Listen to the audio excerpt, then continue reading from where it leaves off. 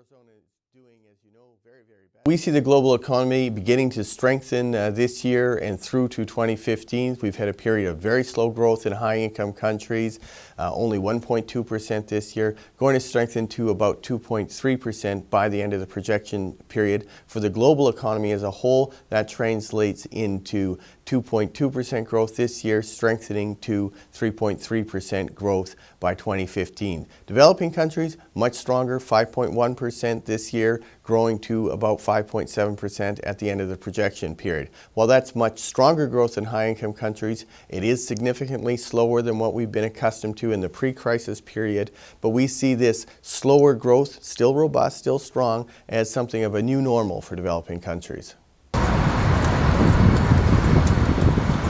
The risk situation in the world is evolving. Over the last couple of years, we've been focused on risks coming from the high-income world, possibility of a euro area crisis, possibility of a situation in the fiscal cliff in the U.S. Those are very much to the side now, and new risks are coming to the fore. We're talking more about the concerns that the tapering off of quantitative easing might have for developing countries. What will higher interest rates mean to the strong growth we see in developing countries?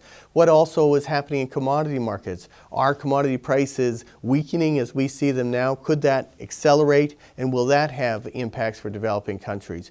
By and large, we think developing countries are going to be robust to these changes, but nevertheless, they are a cause for concern, and we think the policymakers need to start to shift their focus from the external world more to their domestic preparedness for these more difficult situations going forward. Our growth outlook for the euro area has been downgraded. We were looking at about minus 0.1% in January. Currently, we're looking at minus 0.6%. That's mainly a reflection of the very weak fourth quarter, weak first quarter numbers that we've observed in the euro area.